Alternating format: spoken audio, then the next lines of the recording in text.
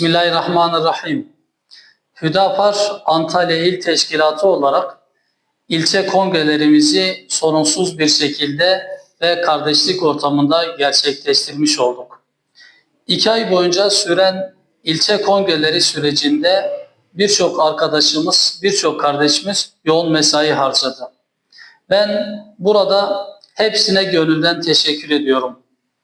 Kongrelerimiz sonucunda Aksu İlçe Başkanlığı'na Kemal Güler, Kepez İlçe Başkanlığı'na İsmail Kaya, Döşemealtı İlçe Başkanlığı'na Nevzat Akyüz, Muratpaşa İlçe Başkanlığı'na Murat Şahin, Konyaaltı İlçe Başkanlığı'na Muhammed Şahin, Manavgat İlçe Başkanlığı'na Hüseyin Kısa, Kumluca İlçe Başkanlığı'na Mehmet Emin Gündüz ve Elmalı İlçe Başkanlığı'na Ahmet Çetin kardeşimiz seçilmiş oldu.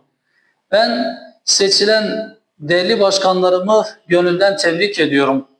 İnşallah bu vesileyle hem var olan 4 tane de temsilcilik üzerinden ve ayrıca 8 teşkilat üzerinden Antalya'nın 12 ilçesi başta olmak üzere toplamda da 19 ilçesinde halkımıza hizmet etme gayretinde olmaya devam edeceğiz. Dürüst, ilkeli ve rıza ilahi esas alan siyaset anlayışımız gereği bundan böyle de halkımıza ve vatandaşlarımıza hizmet etmeye devam edecek.